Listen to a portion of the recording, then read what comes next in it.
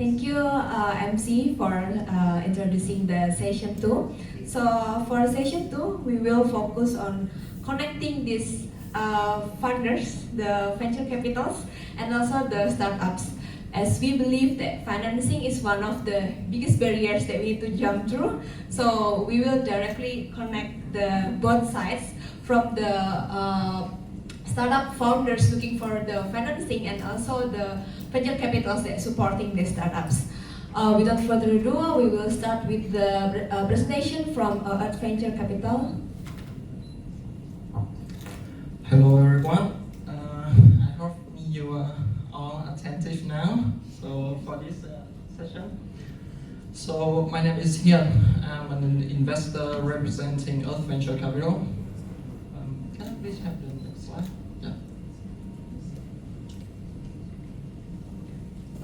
Yeah. So here, I believe this one is an older slide, but it's okay. So at Earth Venture Capital, we are a climate deep tech venture capital fund investing at the early stages, pre-seed, seed, Series A. Our focus sector energy transition and green manufacturing. Our thesis is that these two sectors are like 85% of the decarbonization opportunity sits here. And our mission, I guess, is that we want to be the bridge that between more mature capital markets like the US or Europe to an emerging Asia, where the application is needed for the technology. Because we believe that with every problem that the world is facing, the solution comes from deep science and technology.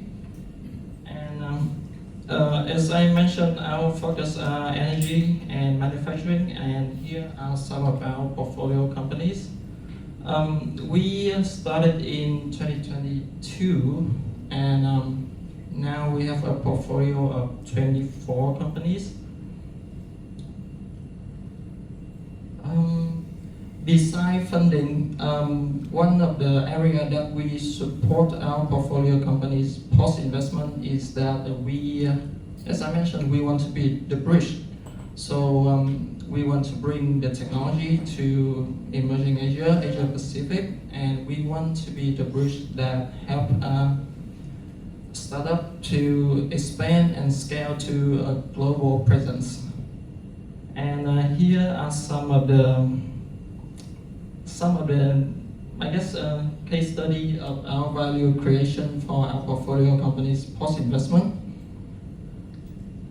There are three key areas that we have first of all is funding, because investment doesn't start with our initial funding. The startup we have the next rounds, and we can tap into our investor network and help our startup raise the next rounds. And one of the other areas that we can help with is market expansion. So we provide operational support to our portfolio companies in terms of hiring, market entry, expansion, and customer and I guess ecosystem support. And in terms of our mission, the reality of investing in Southeast Asia is that you cannot just invest, you have to be a participant to build and expand the ecosystem. So beside our venture arms, we also have a foundation to help with the ecosystem building in terms of grants to early stage founders and academics. Here are some of our highlights projects. Recently, we launched a report on nuclear energy to fuel AI data center boom in Southeast Asia. This is a project that we worked with as a key knowledge partner to launch the report. And the other projects that we have done in terms of ecosystem building is that in terms of partnership and sponsoring for founders at the early academic stages. And yeah, here's our vision. We, as investors, we want to, well, obviously we want returns, but our views is that there's no prosperity on a dead planet. So yeah, I guess that is the end of my presentation about the fund. And if people have any question, I would be happy to answer. Thank you so much, Hien. Yes, there is no prosperity on a dead planet. That's one thing that we need to highlight.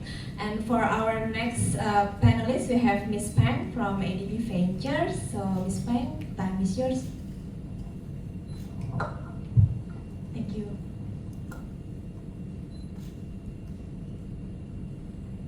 Thank you.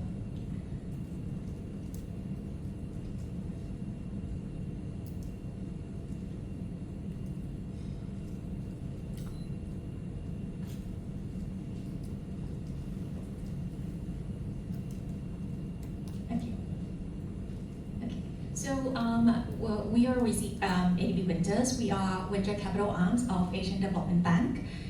We invest in early stage startups that trying to solve some of the most pressing challenges in our region, whether that is access to clean energy, mobility, or more sustainable food system. And the reason that we set up this fund is because I think we really do see the big gap in the market. Most of the challenges need solutions in this region, but at the same time, this is the region where it's very hard to find risk capital. So we really want to bridge that gap. And another part of our mission is really to drive more capital into the market. For us, it's not just about our direct financing to the market, but how can we mobilize more capital into the market, and how can we really show the market that these are the sector that worth taking more risk and really can create impact.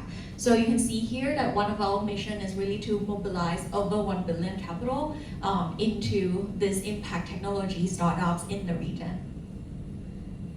But at the same time, I think we also recognize that each of the startup in different stage of that life cycle also need different type of supports and also financing as well. So we do have multiple funds that we are currently managing.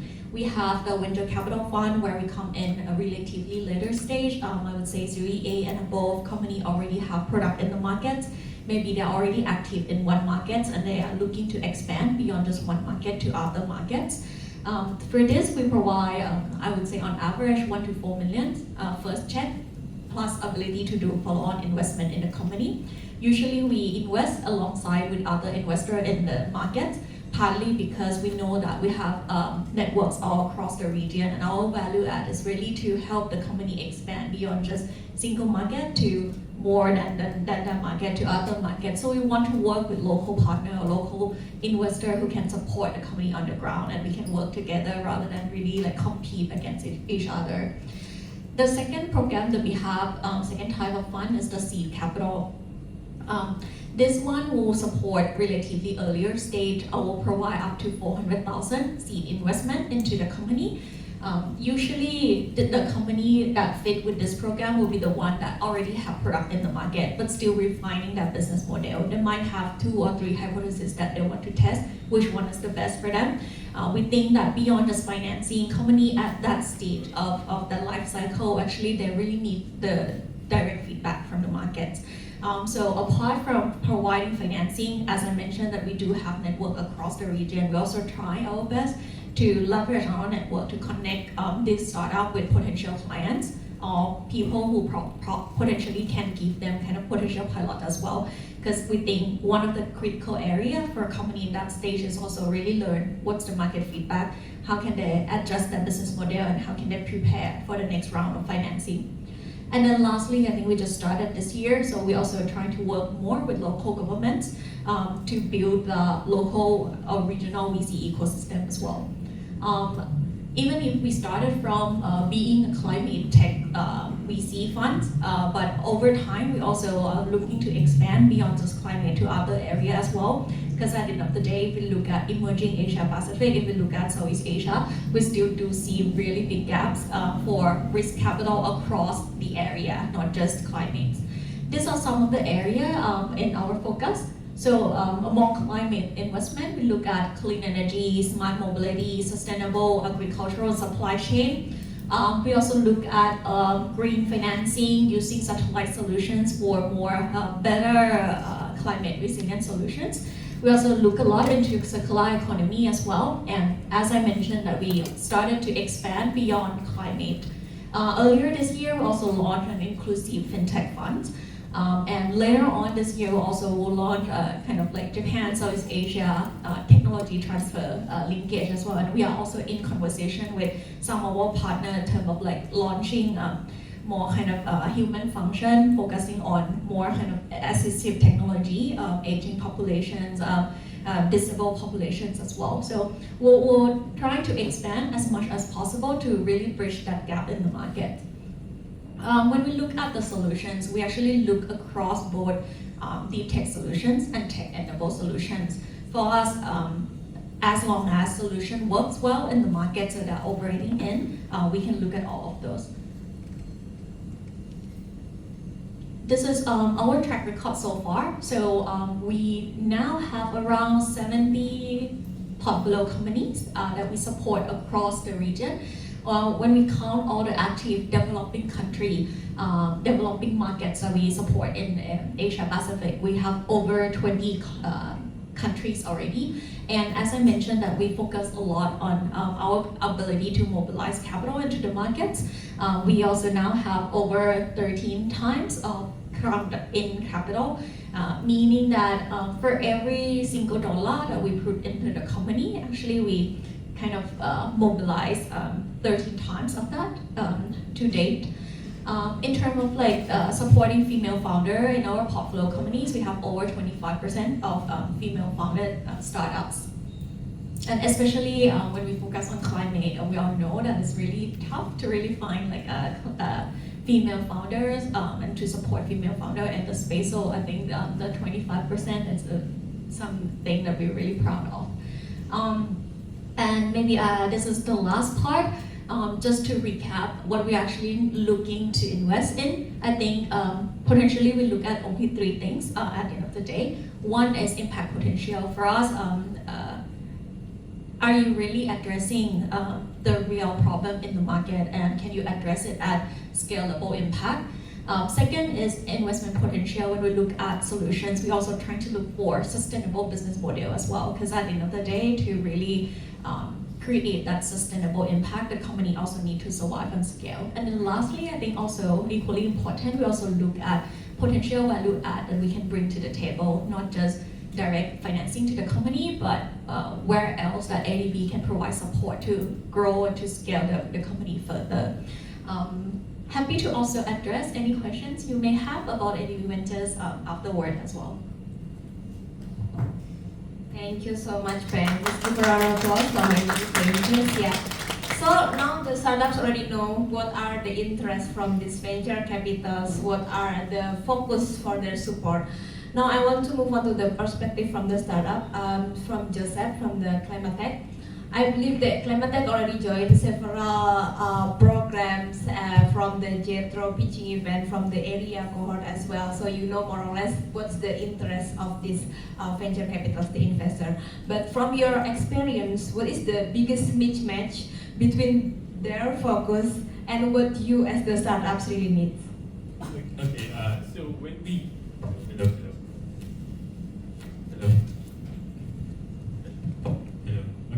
So when we started our company, we were looking for funding. Of course, when we talk about deep tech, it requires R&D, and it would take us several months or years to be able to develop a product that's aligned to the needs of the market. And through the program of the ASEAN Sparks, we were able to convince, of course, some of the organizations, and one of them is the United Nations Development Fund. So I'm happy to share that we were funded by the UNDP to manufacture our wind turbines in the Philippines. And we're hoping to be able to expand our product line, not only in the Philippines, but of course in the ASEAN countries, considering of course that we have the same problem when it comes to electricity. So when we started, as mentioned earlier, our North Star is basically the off-grid and remote families of the Philippines. And unlike some Asian countries, the Philippines is composed of more than 7,000 islands. So those families that are in those islands require energy, because energy would provide the growth needed by the families to provide for their daily, like for example, income. And of course, for us to be able to address that, we need to provide them a solution that's grounded on the ordinary family. And of course, because of this program, we're able to do that, and we're hoping that as we expand to the other ASEAN countries, our partners, especially investors, would help us to do that. Yeah.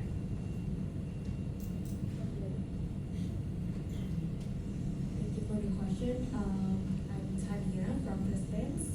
For context, we are a startup focusing on helping buildings save energy through glass technology. So we always deal with building owners and developers and property owners. So to that question, I think this answer will be quite general, not specific to ADB and Ventures, but in general, sometimes like what investors look for is an expectation of startup to grow like a clean tech startup to grow like a software company, in which like that means like very rapid scale.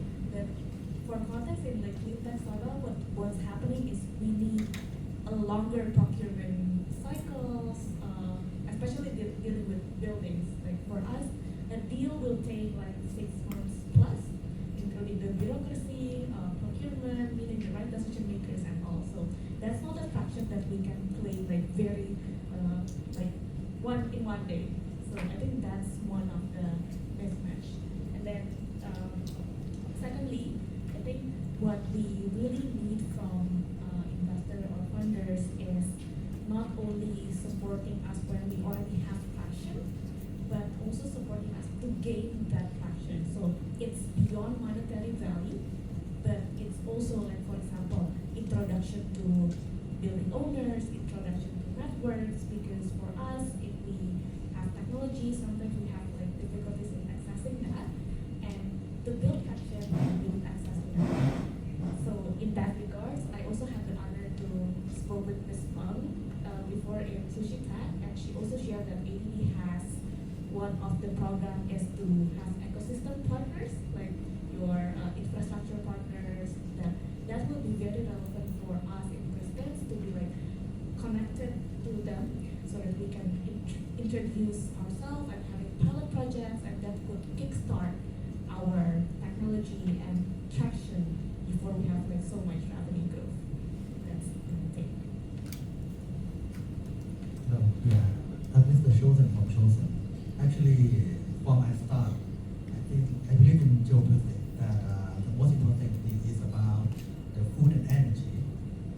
But the energy is still needed and also very rare solution in the market, and also very important. That's why I developed the solution about the energy infrastructure. But when I think about energy infrastructure, many investors think about it's a very risky because it's like huge project, and you need to cooperate with the government as well. Many investors, they don't like to do with government. Mostly, as I talk to many investors, they don't like the project that involve with the government. But actually, for me myself, I think if we don't involve with the infrastructure, all the other projects could be have a problem as well, because it's the core of everything. If we don't have the solution with infrastructure like government, and the government is not good at innovation, and they are very slow. So sometimes when we think about the government, many people afraid that it will be long. But actually, for me, we can solve that problem to start with a smaller project, rest this, because we can put some money first, not just waiting for everything happen first. We can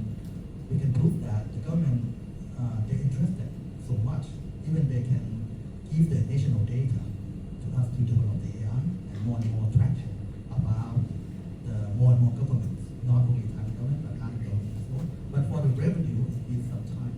So maybe some for the traction with the investor, they think about the revenue, but we think about the more and more basic logic with the government. This is what we think and what is mismatch with the investor. Thank you so much.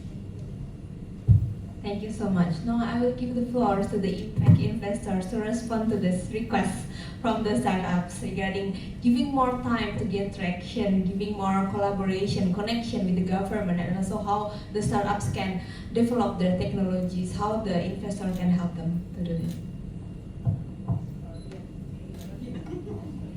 But maybe I think before answering that question, just want to second like all the problem that you already mentioned. I think maybe just one step back. I think beyond just want to highlight that beyond just the lack of risk capital for early stage startups, we also lack, like even if capital is there, we also lack patient capital as well. As you mentioned, I think when actually local regional VC funds set up the fund currently, I think the way we design the life cycle of the fund also align with probably more kind of like software type of investor.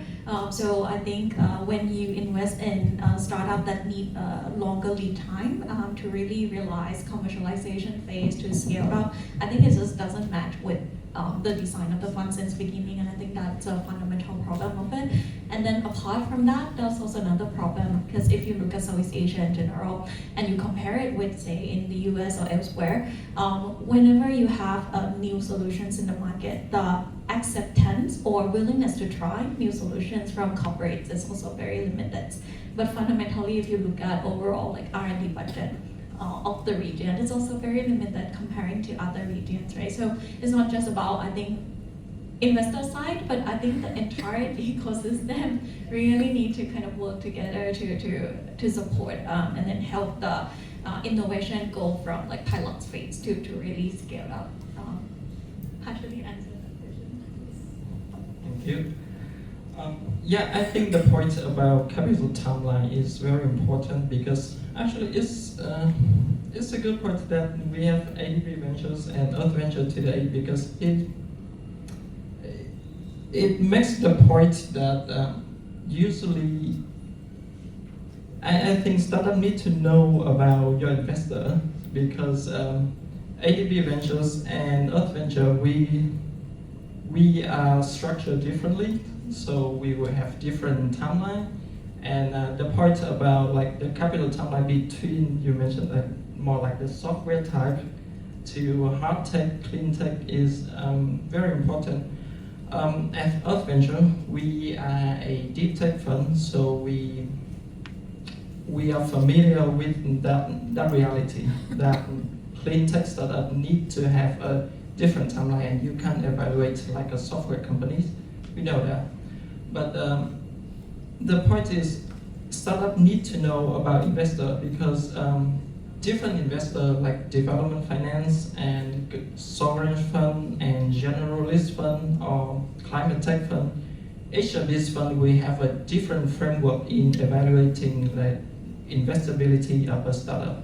So in knowing the investor, I think startup will have a good time. We will have a better chance to like aim their resource and where they can focus and which investor to talk to, because that will fit your funding requirement.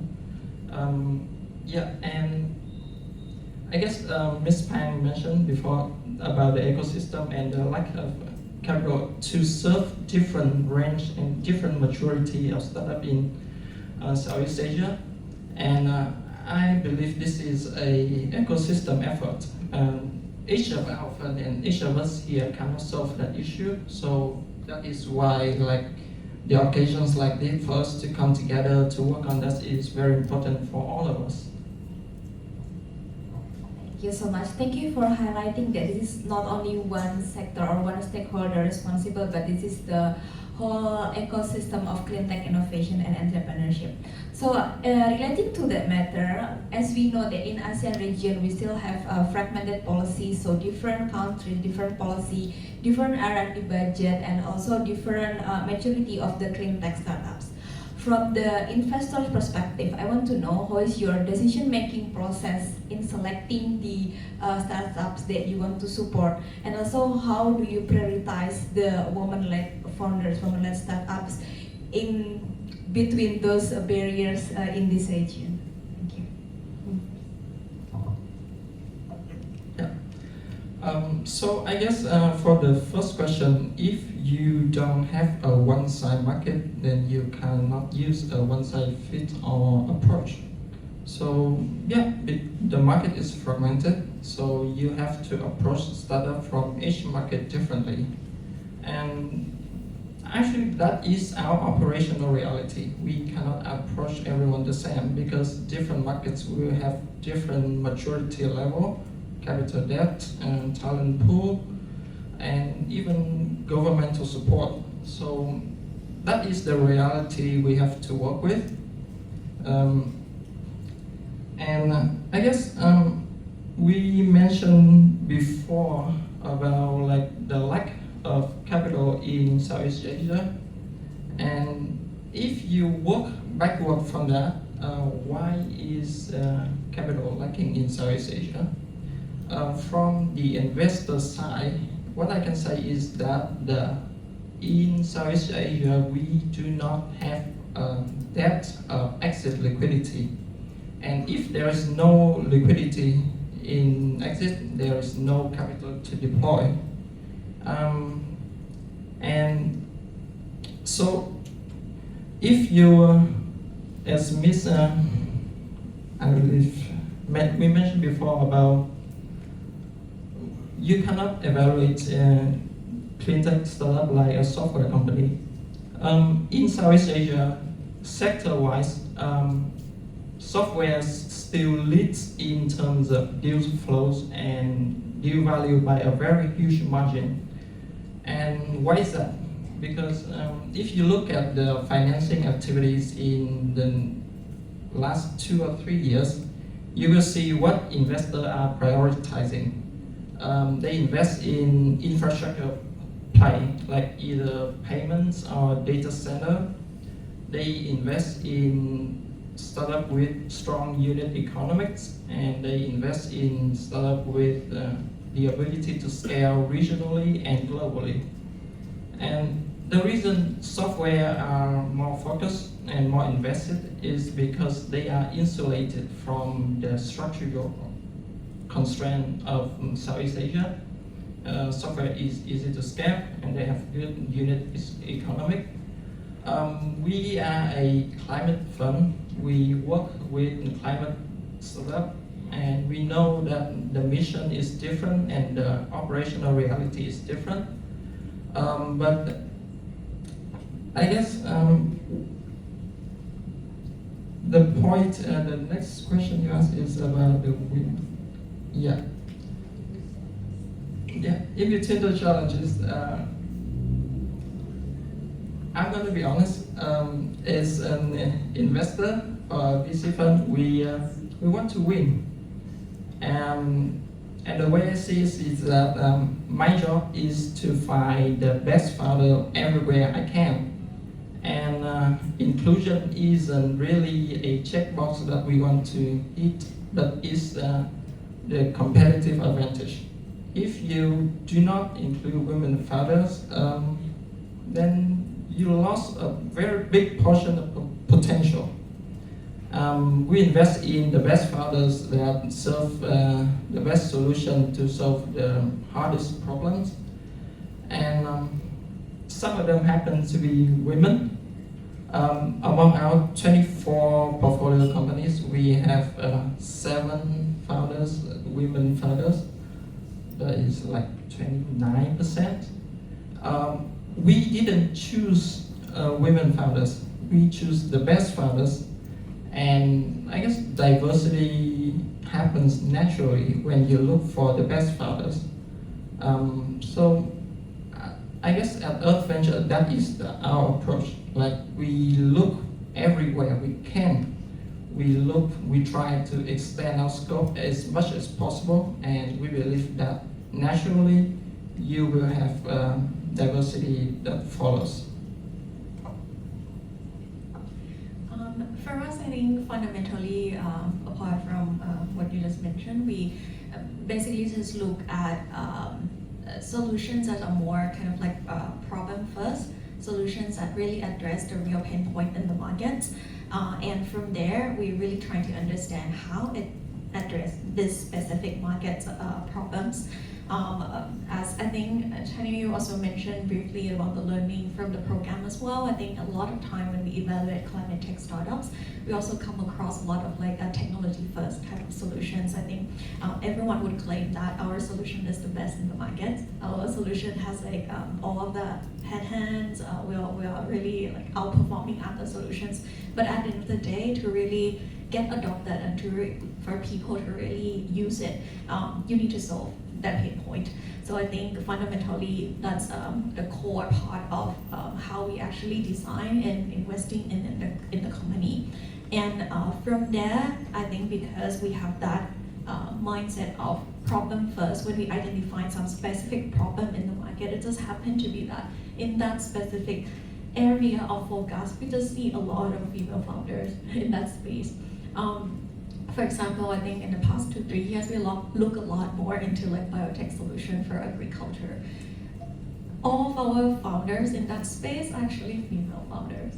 But I mean, I want to second you that, I mean, at the end of the day, we also look for like the best founders who are trying to solve the problem for the region. And just because we are doing that and intentionally look for the space where probably just traditional capital is not there yet, we able to kind of like find all of this founder. And also I think we also find that these female founders actually have a very kind of like strong networks as well. We got a lot of referrals from among all the female founders. Let's say female founders in our portfolio will also refer their friends who work in similar space or other area to also talk to us, and that also allows us to have access to some of those founders as well.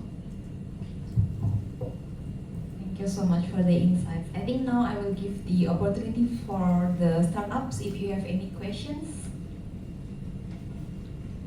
No?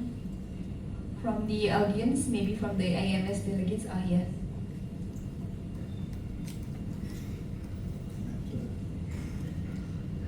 Thank you very much. I'm Christian During, I work with AGAPE. I have a question for the investors. What's the perspective of the investors relative to intellectual property? Do you prefer, because we talk a lot about innovation here, so do you prefer to invest in projects already have secured IP, or are investors willing to actually help innovators to actually secure patents? Yeah, thank you very much for the question, and I think it's an important question to have, because you are asking investors, but I guess the point I want to make is each investor will have a different mandate, so therefore that flow downstream to the way that they evaluate and they choose the startup. So what I can say is, from my perspective and my fund perspective, is that we are ready to work with startup and founder from the pre-seed stage or even the academic stage. So we are ready to work with you from the first, when you just have an idea. If we think that it is the solution to solve the problem needed, we are ready to work with you from the start. Maybe I can add on a bit on like a broader perspective of maybe other investors as well. I think at the end of the day, it really depends on the type of solutions that you have. And competitive landscape of the market that you're operating in. If let's say you're very early stage, but then you're operating in the market where at the end of the day, even if you have very unique technology, but there's many other barrier to entry, then maybe it's a less of the priority for the investor at that moment for them to invest in. But then if you are operating in the market where I think you probably already certain level of scaling up, and then you already have 5 or 6 more very similar competitors, then at that point it might be the priority. So I would say it really depends on the situations. But at the end of the day, I think for us, we just evaluate like what do we think is a priority at the moment, and we're fine to work with you on like acquiring some of those like required certificates as well. Thank you. Thank you so much. I think I'll wrap up our panel discussion. Thank you for all the expert panelists from the Venture and ADB Venture, and from the Klimatech, Pristinz, and Chosen Digital. Thank you, and we'll continue to answer.